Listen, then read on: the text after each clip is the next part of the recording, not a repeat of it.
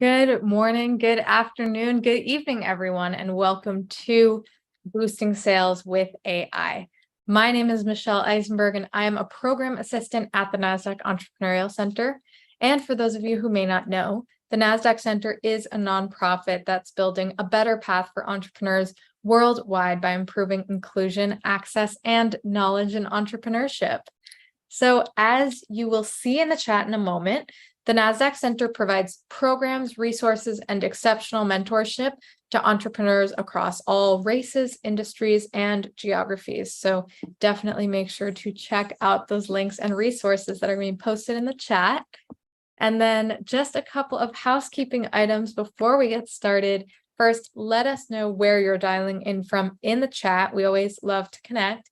And second, we're going to open up for live Q&A at the event. So please make sure to submit your questions for us in that Q&A function at the bottom of your screen throughout the presentation, and we will try our best to get to all of them. And of course, none of what we do could be possible at the center without all of the amazing support from our sponsors, including NASDAQ, Lehigh University, Bank of the West, Airbnb, KPMG, Wilson Sonsini, Woodruff Sawyer, Microsoft Entrepreneurship for Positive Impact, BPM, and HubSpot for Startups. We are humbled by their contributions and hope you are grateful too. And so before we get started, we always like to launch a couple polls just to step back, see how everyone's doing, get you warmed up for the conversation. So this one is going to ask, how are you feeling? Fearful, anxious, surviving, or optimistic? And I'll give it just a few moments for everyone to submit a response here. Thank you. Thank you. Awesome. We got folks from California, Maryland, Arizona, South Africa, Washington, D.C., Virginia, Texas, Florida, Louisiana, Nigeria, Los Angeles, Texas, Minnesota, Florida. Welcome, welcome, everyone. So great to have you all here. I'm going to end this poll and share these results. Looks like optimism is in the lead. We always love to see that, but definitely some feelings of fear, anxiety, and surviving. Hopefully, some of our conversation today and the strategies we talk about will help address some of those feelings. So I'm going to stop sharing this poll and launch the second poll. What is keeping you up at night? Finance, sales, marketing, scale, pivot, team, or surviving? And this one just tells us a little bit more about your current entrepreneurial needs so that we can make sure to continue providing relevant programming that matters to all of you. I'll give it just a couple more moments here. Awesome. Thank you. Thank you. All right, I'm going to end this poll and share these results. All right, it looks like finance is just in the lead, sales coming up behind. Very fitting for our conversation today. Looks like marketing is also pretty big in the audience. So thank you for sharing these insights. I'm going to stop sharing this poll and just one more poll because we're having this conversation about sales. We would love to know, what part of sales do you need the most help with? B2B strategy, B2C strategy, cold outreach, referral strategy, LinkedIn, sales process, pricing strategy, e-commerce, or lead generation. So there's a lot to choose from, but this helps us understand your current needs under the realm of sales. So I'll give this one just another moment for everyone to think about it, submit a response here. All right, gonna end this poll and share these results. All right, looks like we got B2B strategy, lead generation tied in first, but really we got needs all across the board here. So thank you all for participating in these polls. Helps us, provide relevant programming for all of you. So without further delay, please join me in giving the warmest welcome to our special guest, Sonia Dumas, co-founder of Campaign Coach. Sonia, it is such a pleasure to have you here. Thanks for joining us. Hello, Michelle. Hello, everyone. Excited to be here. Awesome. So Sonia, just to kick things off, can you tell everyone just a little bit about who you are and what has brought you to the world of sales, especially with the use of AI? Oh, absolutely. So my background is actually digital sales and marketing across hospitality, finance, and consulting. Oh gosh, I don't want to date myself since forever. And so, over the years, realized that, my philosophy around sales and marketing is really about systems. Systems create progress. So whether that's a sales system, a talent system, or a loyalty system, and everything that we've seen in digital sales and marketing over the last few years have really changed dramatically. And so in our discussion today, I am looking forward to exploring how AI can help everyone from the solopreneur to a big brand build the best system for their goals. And since sales and marketing is right up there, I think we're going to have a fun conversation. Yeah. I'm super excited. And this is great because there are just so many tools that are coming out like every single day, it seems, and it can be overwhelming to just try to make sense of it. This is going to be great to kind of just hone in on sales specifically and how these tools can be leveraged for that purpose for your business. So let's jump right in. So just to kind of kick things off, what are just some general ways that startups might use AI in their work? And, just considering that a lot of entrepreneurs might be working on a lean budget, how do they kind of, learn about their customers without getting overwhelmed with data that's difficult to handle and kind of make sense of those insights? So the way I approach AI is currently, at least in my mind, I have it in two strategic buckets, or, have two strategic lenses about it. One is the operational lens. So this is delivery of your service. This is customer service. This is how your company actually operates. And so a lot of the big brands, right, they're focused on the operational efficiencies, the productivities, and delivery. And so that's one bucket of apps and programs that you can create and that you can look into. And then on the other side, there's sales. And I separate the two because if you're an entrepreneur, you're starting out, and especially if you're a startup, sales is like your number one focus. Like you can always go back and tweak the productivity equation, but the sales equation that needs to get dialed in the fastest. And so from a sales lens, you're looking at really engagement and conversion, which is marketing 101, but now we have a new level of a tool that can help us get there faster. If you're a small startup, like you don't have necessarily access to a big sales team or, a big marketing team, but AI has just leveled the playing field. And this is like what I'm so excited about, because at the end of the day, I look at AI from a very simple focus. It analyzes human behavior. And that human behavior is driven by emotion. So never forget that. Like just because AI can analyze it, at the end of the day, it's emotions that are driving us human beings. And so AI analyzes human behavior that's driven by emotions. And we use that information to enhance and forecast the probability of a buyer becoming a high value customer. Now, if you're on the nonprofit side, it's the same thing, analyzing human behavior in order to enhance and forecast the probability of someone becoming a high value donor. And so what AI allows us to do is enhance our ability to forecast based on the actions and the behaviors someone is doing. What's the probability that they're going to move further down my funnel, up my funnel, whatever you want to consider it, into a sale and a customer? Yeah, I love that. And I love just the emphasis on, like not everyone does have kind of a built out sales team. And we've kind of, for some time, like understood the benefits of, like simple automation tools and kind of how like that can be an opportunity to, maybe not, you invest in that if you're not able to invest in like built out sales teams. So like, this is like such an exciting extension of that.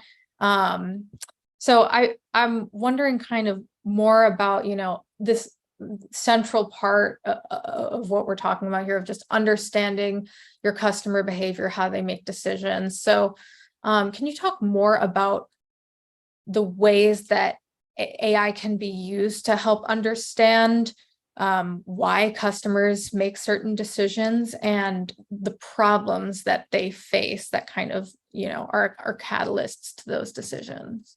Oh my gosh. So we could talk forever on that. But let's go high level. So at the end of the day, you look at the algorithms with AI, and I look at specifically when I think about buyer's journey, my mind automatically goes to Amazon. And so what are you able to track? Really, it's about customer data or prospect lead data. So what are their purchasing patterns, their browsing behavior? What are their social media interactions?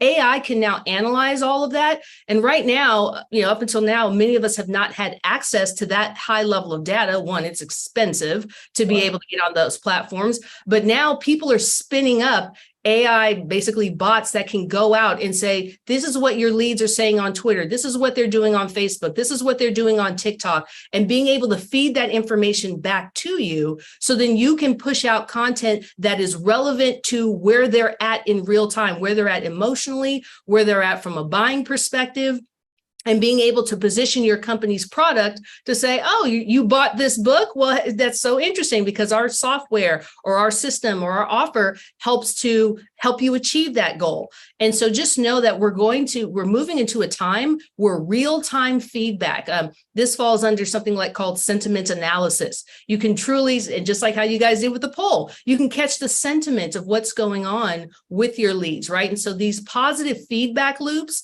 that we can get, or at least I would call them real time, they may not always be positive, but at least real-time feedback loops is what these algorithms will allow us. And so as you're searching for what AI platform should I look for, I say take a step back and say, what's your strategic goal? Like, because there's your point earlier, Michelle, there's a new app, like there's several new apps every day. And one person comes out with one app and then somebody layers on 10 extra things on top of that app. And now you're like, oh, but I already bought the 1-year subscription to this one.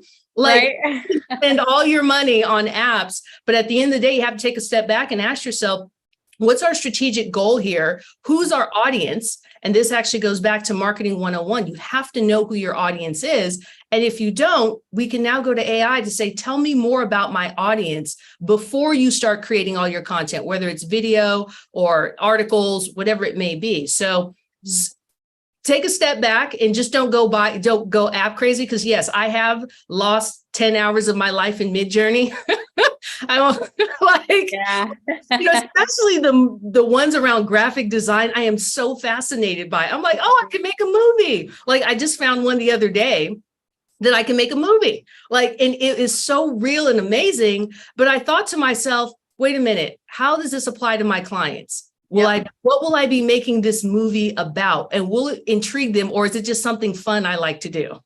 So keep that balance, because I think we are in playtime right now where there's just so much happening. Do not feel overwhelmed. Do not feel like you're missing out, because one thing I have noticed is AI has a way of raising your heartbeat to make it feel like you're missing, like this just literally kicked off November. Like, seriously, I mean, even though ChatGPT has been around for a while now, it truly ramped up as of November of last year.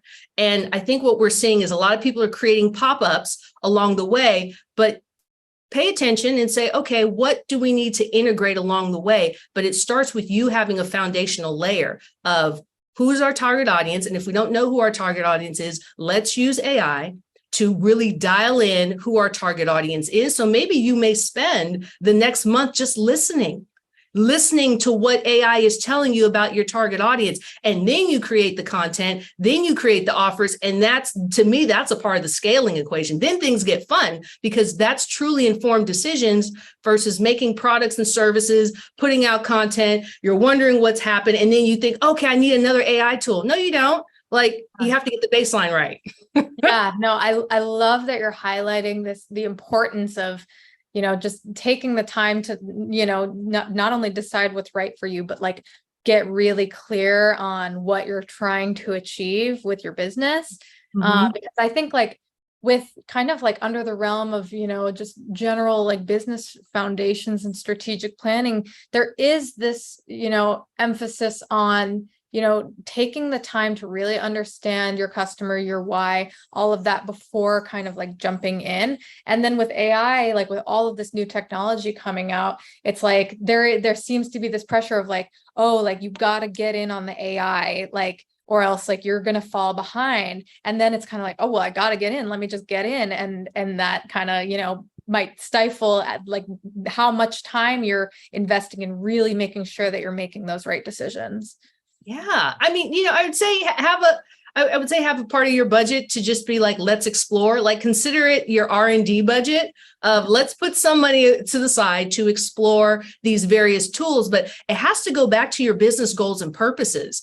And so I look at, everything that I'm doing with AI, it's always going back to how do I better understand my audience, my perfect customer? Because what I plan to use AI for is as people come into my funnel, my selling system, what I'm looking for is for AI to show me what the signals are, right? Because every click is a behavioral intent. It's showing that something I'm saying or doing is resonating with that client, with that prospect. And so from there, AI over time is going to learn that, Sonia, your best customers, this is what they click on. This is how fast they act. It's going to be able to show me timeline that, your average customer that spend 10,000 plus, they made 50 interactions with your brand before they got to that 10,000 plus level. Okay, that's good for me to know now versus, okay, if it takes 100 steps, then, okay, how can I shorten this? Maybe I can't. It just really depends on the product or service that you're offering, and AI being able to help you see,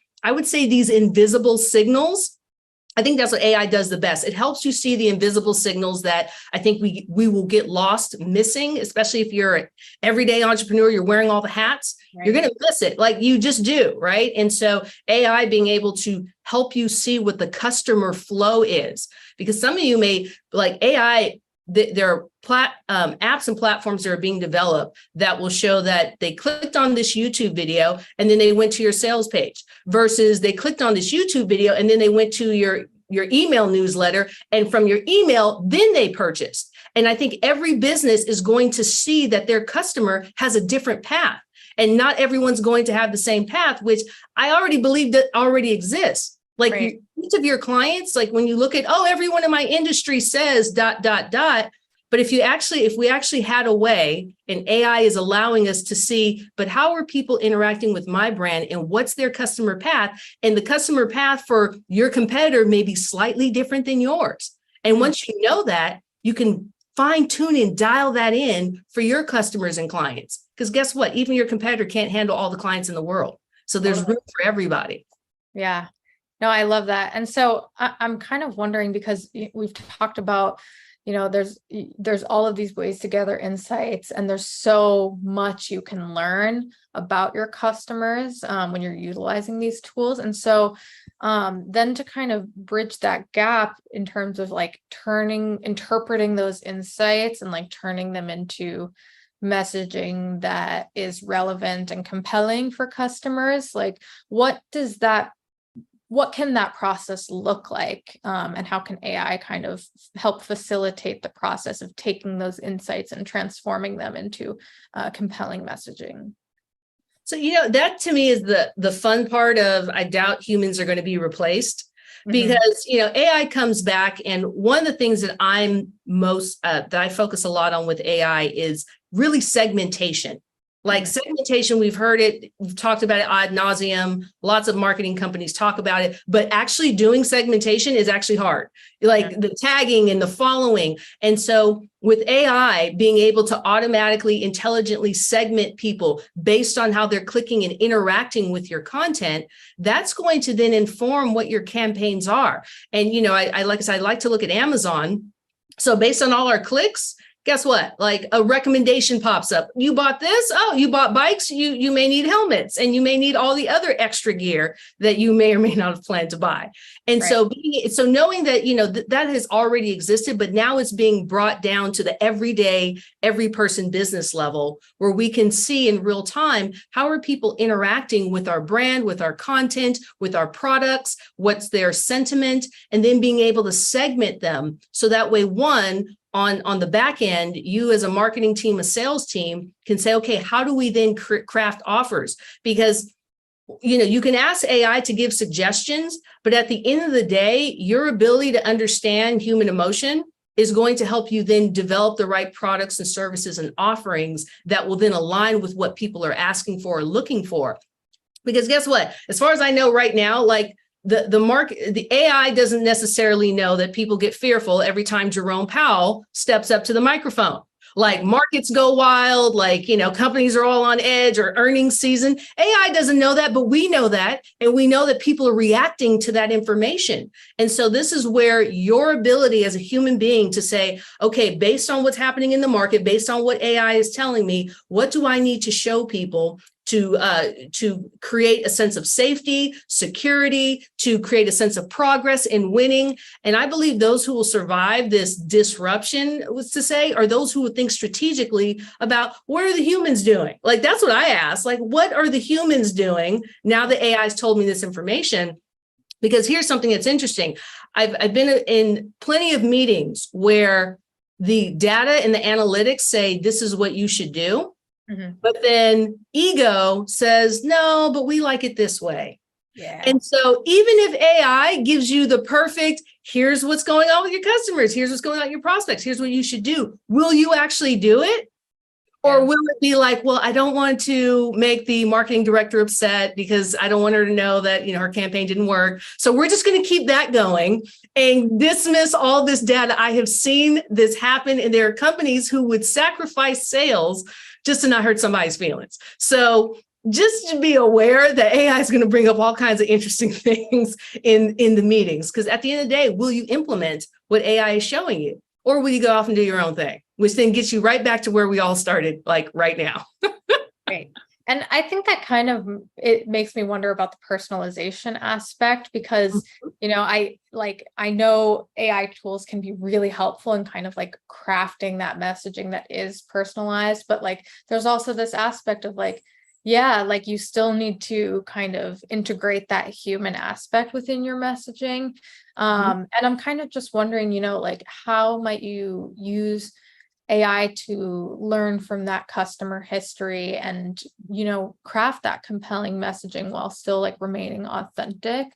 And I also just wonder, especially like when that customer has limited history, how might you approach that? I think limited. So let's talk a little bit about limited history, because limited history just tells you there's not enough interactions, right? Like they're probably brand new to your brand. And so one of the things that I think has to be taken off the table is trying to push buyers to buy now. We all, like at the end of the day, like even as a business owner, we want people to just buy right now. Like, hey, I posted my sales page. Like, why aren't y'all buying? And it's like, I'm like, well, are you buying everything you see for the first time? No. And so just recognize that limited data, it says a couple of things. One, it may not be your ideal customer, right? Like it just may be someone who kind of fell into your funnel, but they're not really interested. But if you prove yourself, right, that your company is adding value every step of the way to the problems or the desires that they want to have fixed or experience, then that data should rack up. And with AI, at least, especially over time. So over time, once you have hundreds of thousands, if not millions of data points, AI can say, okay, all the people who start off with limited data, when they see this content, then they move forward. Versus if they see these 3 pieces of content and they don't move forward, the chances of them moving forward is like 0 or next, or not even, you shouldn't even bother following up, right? And so I think AI will be able to give us that insight. And as far as crafting compelling messaging, that's actually one of the things that I'm working behind the scenes over at Campaign Coach. Because at the end of the day, when you go to a website or you go to a webinar, what sells people? Words, energy, right? And so even though a sales page can't convey the energy I'm conveying right now, like you're only seeing it live. But if you go to a sales page, they're reading words and they're thinking about it in the context of their life and how they feel. Yep. In any given moment. And someone can look at the same sales page, but if they're in a bad mood, that sales page, I don't care how well it's written, is probably not going to move them. But if they're in an optimistic, oh my gosh, I can conquer the world mood, and they're back on your same sales page, that may be the buy moment. And so recognizing you don't know when the buy moment's going to happen. And so this is where AI comes in to help predict that over the course of time, over the course of these days, these weeks, if you're, a B2B, maybe these months, that if you continue to show value, they'll move forward. They'll see your value. And so crafting content One, I believe AI can be trained to craft great content, but I also find so I'm also a copywriter, and I always compare AI to what I write.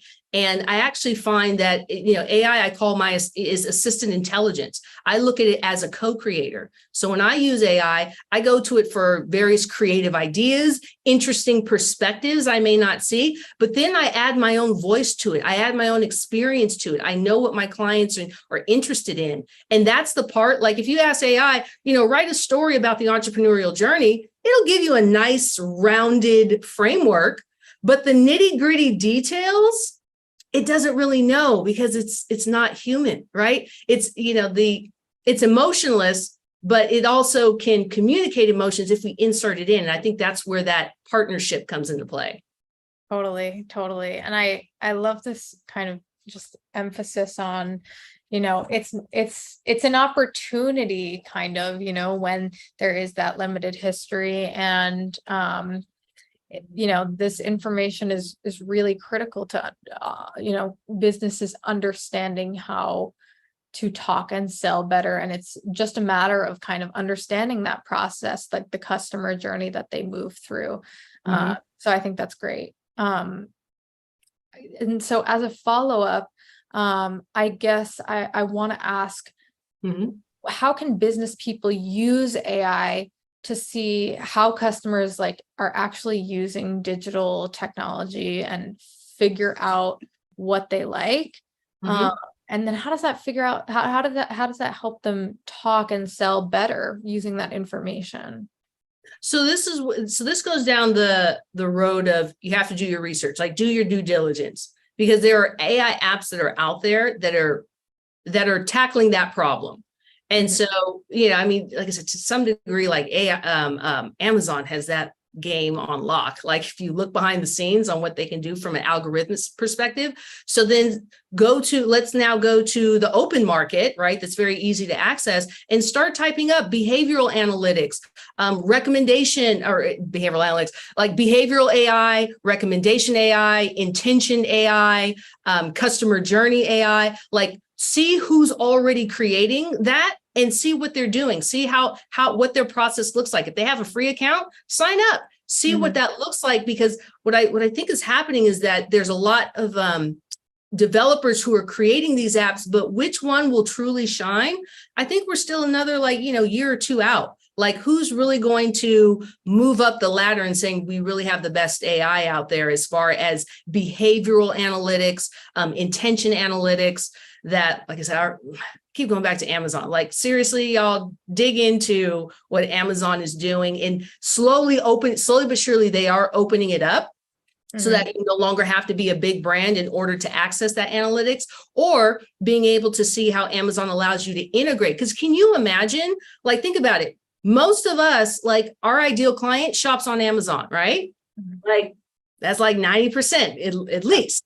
And so if they're shopping on Amazon and you have a third part, and you have an AI behavioral intention app that connects to Amazon, and you can see that your target audience is buying a certain book, or they're buying a lot of a certain product, that you can then either correlate back or start creating posts that says, hey, this book, this product, this philosophy, whatever it may be that people are buying, you can connect it back to your brand, or at least show that your brand is speaking to the things that people are buying in real time.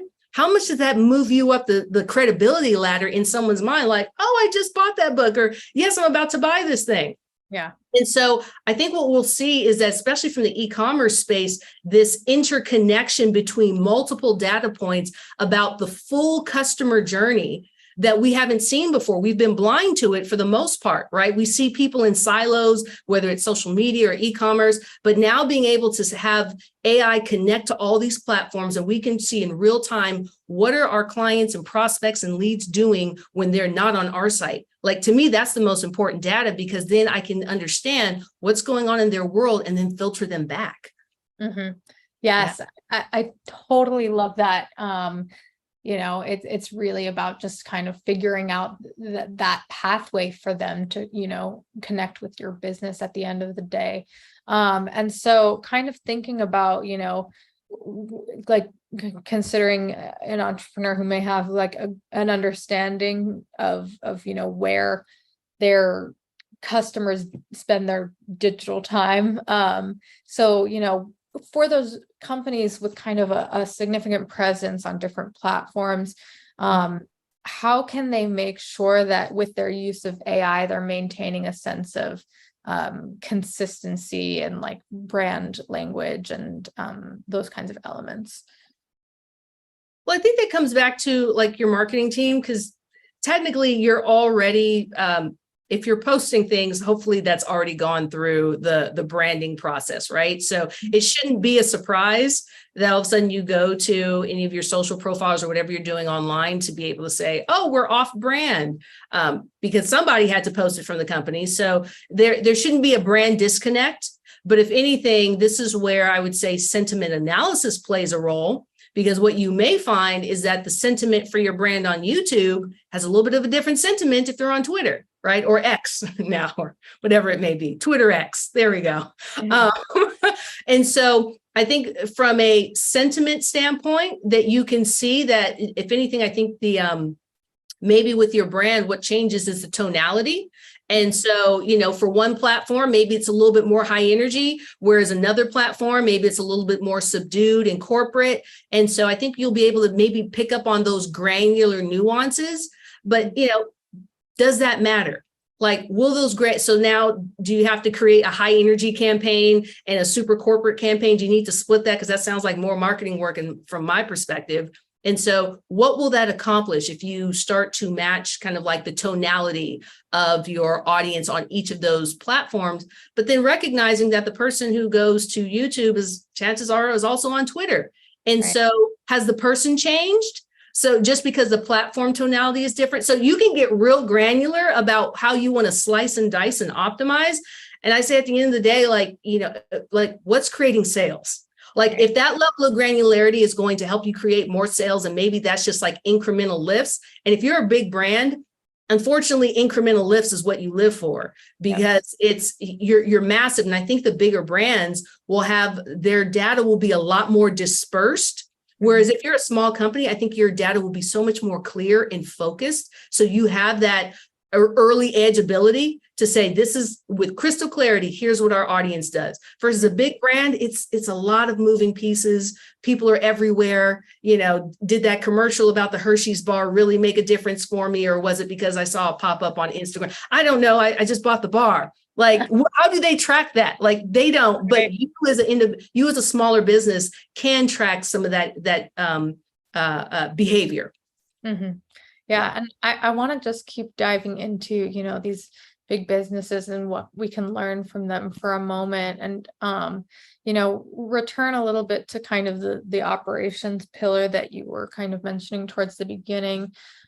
So what kinds of strategies do big companies implement with their use of AI to keep customers happy? And how does it help them? How does the AI help them better understand who exactly is buying their stuff? Yeah. So, my gosh, big brands that, like I said, that can go down multiple roads. The conversation with big brands that I'm seeing, yes, sales is important, but it's actually operational efficiencies. At least that's the conversation I hear more than anything else. Because if you become operationally efficient, that helps to, make you a little bit more competitive in the market. But as far as then the sales component or the customer loyalty component, the customer lifetime value component, that's where, things like customer profiling, I know the word profiling isn't necessarily an ideal word, but that's what it is. Or, call it what you want, digital stalking, whatever you want to call it. All of our behaviors are being stalked and analyzed in some way. And this helps them prioritize, one, what they send us as far as contents involved. Companies are utilizing, especially if you're selling a large like B2B contract or proposal, like they're using it to be able to analyze the stakeholders that are involved and saying, what's going on with the stakeholders? What are they doing online? What's going on in their industry? So they're doing using AI for industry analytics in order to be able to align their product. It's really about, I just said the word, it's really about alignment. What's going on in life in the world in which we need to align our product or service in front of our target audience. And so they're using that, intelligent data to be able to, I would say on one level, depending on the company, you can automate basically the sales process. And what does that mean? Some people means, oh, great, I got someone to my funnel and they're eventually going to buy. To a degree, yes, it depends on what the item is. But, if you're selling $1 million item, a sales page is not about to rocket. It's not about to land that deal. You need a little bit more of a conversation. And so being able to use AI to say, hey, we understand what's going on in your industry. We're understanding some of the competitive forces that are coming at you. And this is how our product can align to help you get to that goal. And it's also understanding what that enterprise's goal is.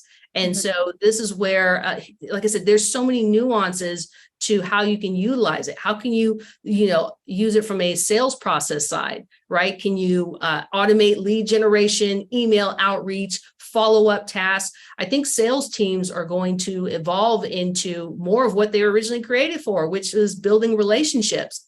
And so certain things no longer have to be manually done, but the building of a relationship, interesting, AI is actually forcing us to actually get more into building relationships, especially if you're selling a very high ticket item. Because last time I checked, one, robots aren't buying your product or service.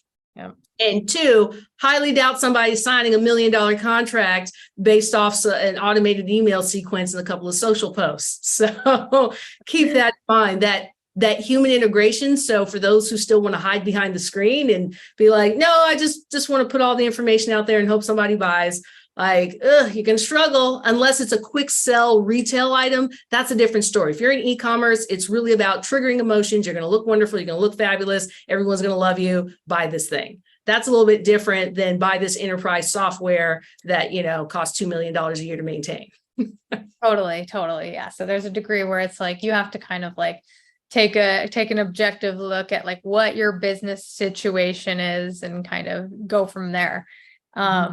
So could we dive a little bit deeper on this topic of just how with those insights, AI can show where problems are arising and where there's kind of chances to sell to, new markets or just new opportunities in the selling process?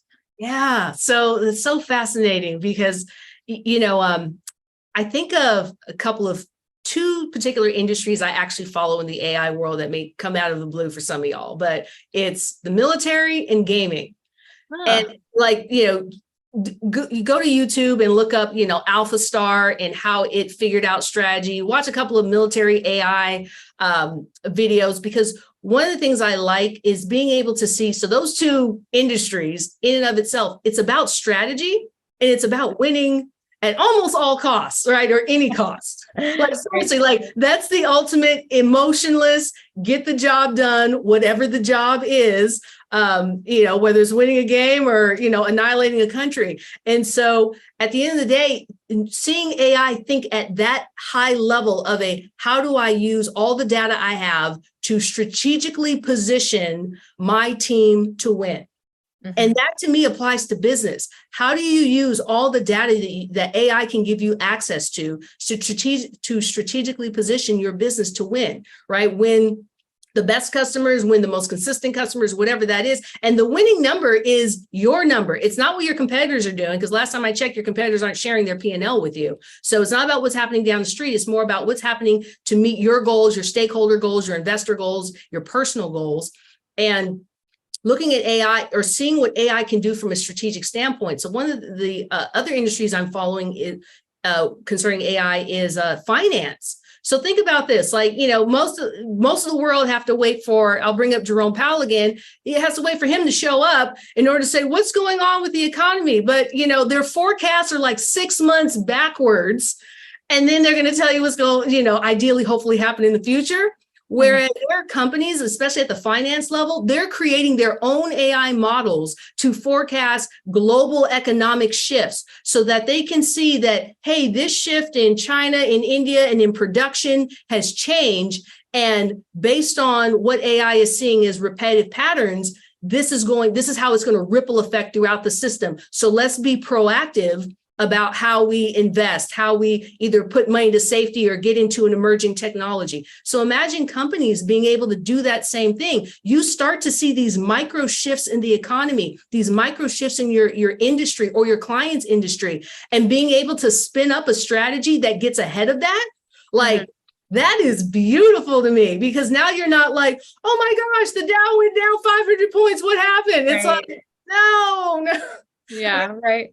Like AI was like, well, technically you had a 3-month, 6-month, 2-year window, because these micro shifts that we can't see, because unfortunately we were all blind, right? We're blind to a lot of this economic data. And so, especially, like I said, pay attention to the finance industry, because, money in the markets, when they start to shift, right, that's like an early flight signal, or early, hey, we're about to go into a massive expansion signal. And so if you see those signals coming from finance, then you can then translate that back to your business, instead of waiting for, Emperor Powell to show up and say, we're going up 25 basis points or whatever. Totally. Emperor Powell, because, at the end of the day, like that person controls the world. If you control interest rates, you control the world. Totally. But I think this is so important that, you're highlighting not only, the importance of like understanding, your customers and their behaviors and needs, but also kind of like having a really clear understanding of how these other businesses that may be similar or different in certain ways, how they're optimizing their use of AI tools, and like just this importance of observance, I think is really, really awesome. Yeah, being able to, I think the forecasting. And so even as a small business, one of the industries I see taking off, or at least sub-industries within technology, is business intelligence. And it's no longer just business intelligence about our industry. It's really about global intelligence and being able to understand that customer journey at even the macro level, right? So now we can go macro and micro.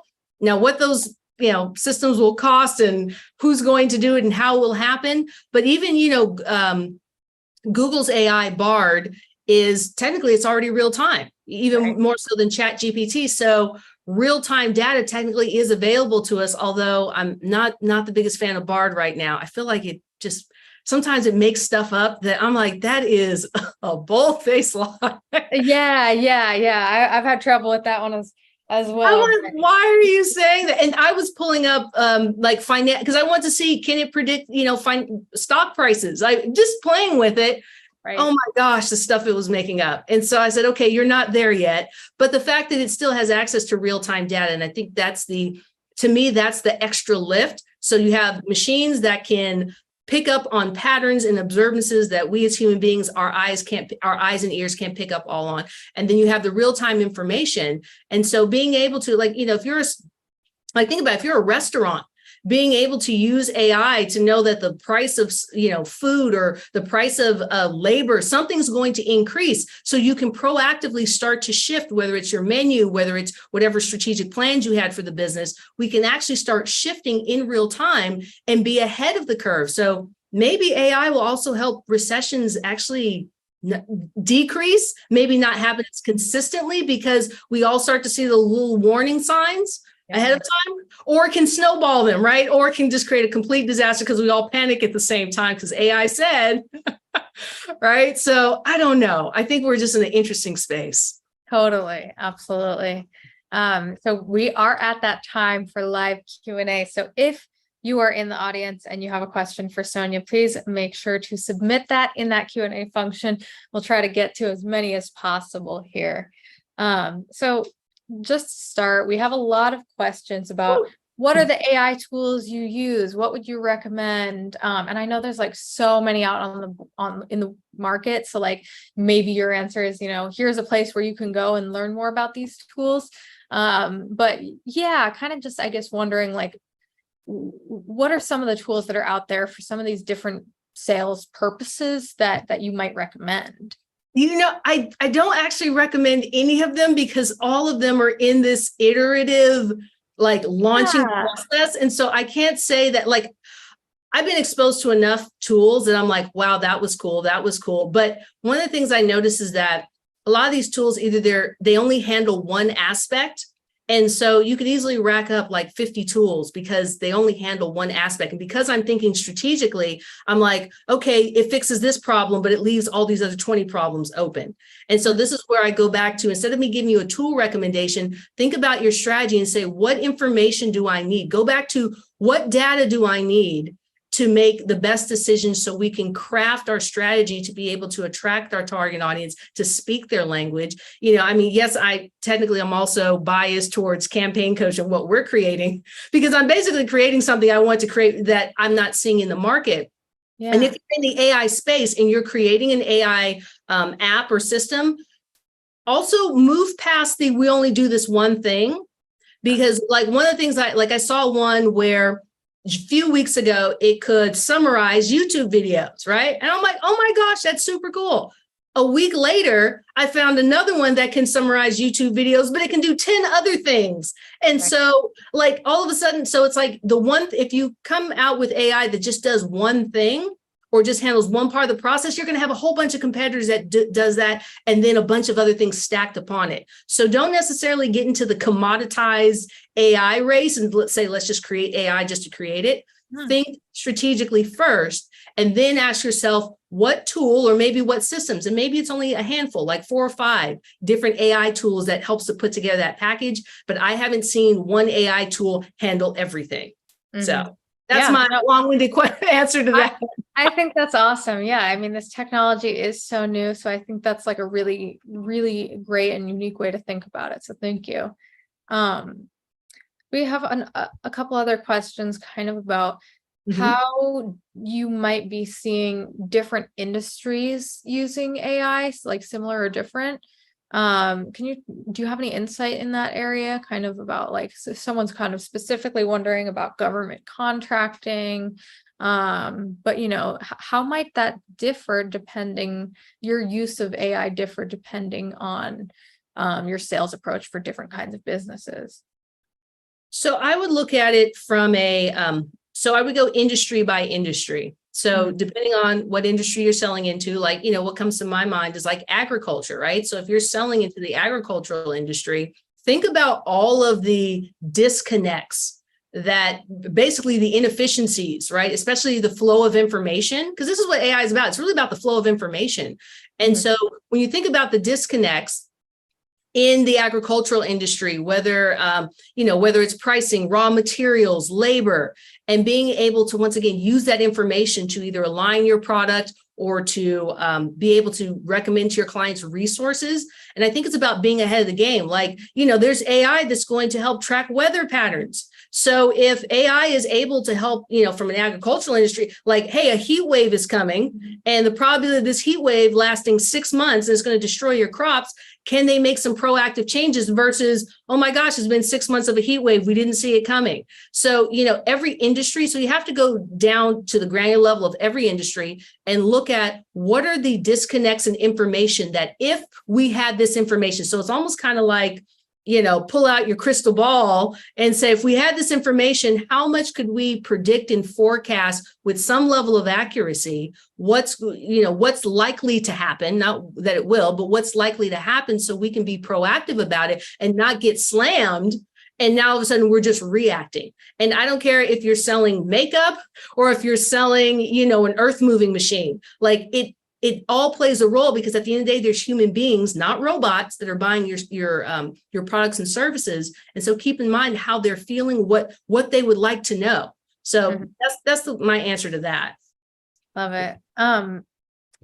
We also have some entrepreneurs kind of wondering about what challenges might arise when it comes to cold outreach and kind of like your messaging for that particular type of interaction. Oh yeah. So cold outreach, there's a couple of things, right? Like if you don't care, you just use brute force, right? You just buy a whole bunch of emails, send out whatever AI generates for you, and hopefully somebody clicks and buys something, right? And that's, plenty of people have no problem with just basically, I call it brute force marketing. But if you're doing cold outreach and you want to be intentional and meaningful about it, it's being able to use, this is one of the things that we're doing at Campaign Coach. How can we develop the right messaging, or at least the right framework, but you still have to insert, like I said, that human component. And really what does that human component mean? Personality. I mean, that's really what it comes down to. People want to interact with a person, especially if they're investing in a high ticket item.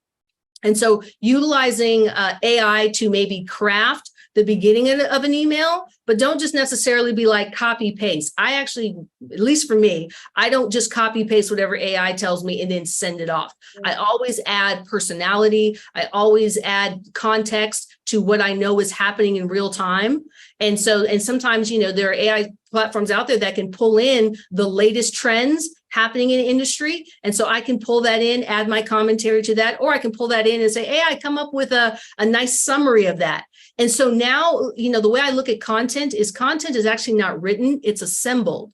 It's pieces of this, that, and the other. And when it sits in front of a person in their inbox, on their phone, when they read it, will they say, yes, that's me? Or, you know what, I didn't know that. Like, you want them to lean in and say, okay, tell me more, versus our system can do this, that, and that, and you book a call. And it's like, like we all know when we get this, I call it mechanical. I'm like, this sounds like a mechanical email. And I'm almost offended by it. I'm like, how dare you send me a mechanical email? Right. Delete. Yeah, totally. Like, you're not even trying. Yeah, exactly. And people can tell when you're not trying. You're like, you're not even trying to win me. You just hoping I'll click. Right, exactly. And like, that's why that personalization, like, really, it makes such a difference to people. It's like, okay, like, it kind of gives people an idea of like, do you really care about me as an individual customer? Yeah. And some do not. You are just the transaction to sell. And hey, at least they know their lane. But for the rest of us who do, it's like, no, I actually, don't talk about, it's about the relationship, but then you send me some mechanical email. I'm like, clearly it's not. You're just saying what fish is going to take the bait. And nobody wants to be baited. And unfortunately, we've all experienced negative marketing and sales experiences enough times that, the skepticism and the walls are way high. I think the buyer's journey, one of the reasons why it feels longer and more complex, is because we've all been burned in some way. And so our skepticism, our BS alert is super high. And only through time and value and showing that, okay, you actually care, that if I give you my money, that I will actually have a solution to my problem, or I'll achieve the desire that I want. And can you truly be authentic about it? Versus go to my chatbot and ask for all, it gives you all the information. I'm like, no, I want to talk to a human being to fix this problem. Right. Yeah. So anyways, keep that in mind. Totally. I love it. I think we have time for one more question. And I want to ask kind of, if we could talk a little bit more about like how to balance like the insights from AI that you may gather with like your human observations and insights that you just naturally make, to kind of, navigate those, relationships with customers. So like, is there a framework that like you kind of think about when it's like, okay, like these are things I can rely on for AI and these are things I can rely on like myself or my team for, or is it kind of like go with your gut kind of thing? It's so fascinating that we're in this AI space and now we're going back to gut and intuition and how I feel. Right? It's like, is it logic? What are we doing? We're analyzing. Yeah. And so to me, this goes way back to the beginning, called the foundation of knowing your customer. And so when you understand the foundation of your customer and you can use AI to help inform that, that's your baseline. So then as AI feeds you insights, you can, one, look back and say, is this an alignment? Because, at the end of the day, even, Chat GPT and Bard and everything that's coming out, it's not perfect. Like, Bard will, like I said, straight up lie to you about information. Right. So if you make decisions, well, AI said it, and some people are going to go down the road of, well, AI said it, so it must be real. Yeah. Maybe in 10 years. Maybe another 5 years, but the machines, it's still learning. It's still in real time. Like I said, pay attention to what's happening in the military and gaming. Even they know that their systems haven't figured out everything. So if they haven't figured it out, we at the business content sales level, we're not there yet either. And so go to your baseline of who's our ideal target audience, what motivates them, what drives them. AI gives you data that helps to feed back to that. And if they're in sync, go with it. But if AI comes back with some information that's a little bit different, then to me, that's a signal to, do we need to dive into this? Because could this be a skew? Could this be a news event that's been going on for 2 weeks and all of a sudden behaviors are skewing because of that news? But once everything calms down, we go back to what we've been doing the whole time before, or has there been a fundamental shift? So, ask yourself, is this a temporary shift or is this a fundamental shift in our demographic? Because maybe your target audience is hitting a new age bracket. They're hitting different milestones in their life. And so their purchasing behavior has changed. Their priority has changed. And so this is where I think it's really, with AI, a conversation about, we have the data. Now let's talk as a team to see, is this in alignment with where our customer is heading? Because it's really not about us. It's about, where's our customer heading? And then we fall into spaces in the milestones of their life, right? Like, I'm not buying toys right now, not a kid, and don't have a bunch of little ones to go buy toys with. But when I was in that zone with a bunch of little ones, I was in the toy buying zone. But now it's more like cars and vacations. And so just recognizing it's more about, I think the life cycle is not just the buying life cycle, but actually life's cycle. Yeah. Where are people at in life's cycle, and where does our solution or service fit in their life's cycle? Yeah. So love it. Well, Sonia, this has been such an incredible conversation. If you had just one piece of wisdom or something you carry with you to leave with the audience, what would that be? One piece of wisdom: be curious. I would say approach AI with really curiosity. The fear mongering that goes on isn't necessary unless you actually think you are replaceable. Maybe you've just been mailing in your work and you really haven't been trying. Then yeah, AI is about to crush you. But for the rest of us who actually love to show up and engage in life, I would say just be curious. And when you have this strategic mindset, I wake up every day thinking, what if it did this? What if it did that? How can we make it? Because at the end of the day, I look at it as, how do we make it so that businesses are successful? And I like to think that AI just might, maybe this is a big pie in the sky hope for me, but AI just might change that horrible statistic that 90% of businesses, 90% of entrepreneurs fail in 5 years. Why is that? I think I have 2 reasons why, at least that I've come up with. One, by the time they figure out their perfect potential customer or their perfect audience, they've run out of money. And you've spent 5 years trying to figure out who's our audience, and you've run out of money, end of game, right? Game over, start over again. Hopefully you have some new investors. The other reason is that they spend their money on all the little tools and tricks and tips, and you need this training and this coaching and this consulting, and you spend all your money before you once again figure out what your target audience wants and selling it to them. And so if AI comes along, it can inform what's happening with your target audience. It can help you write better content. Then maybe, just maybe, 90% of businesses won't fail in the first 5 years. Maybe 90% of businesses will succeed in the first 5 years. Like, I see AI doing that flip if you think strategically about it. So that's me. Sonia, thank you so much for joining us on behalf of the NASDAQ Center and everyone here. It's just been such a pleasure, and we're so grateful for you. Welcome. I love this. And to our audience, we would love for you to join us again for upcoming webinars, which you can view using that link that's going to be posted in the chat. And thank you all so much for joining us today. We look forward to welcoming you back online with us soon. Awesome. Ciao, everyone.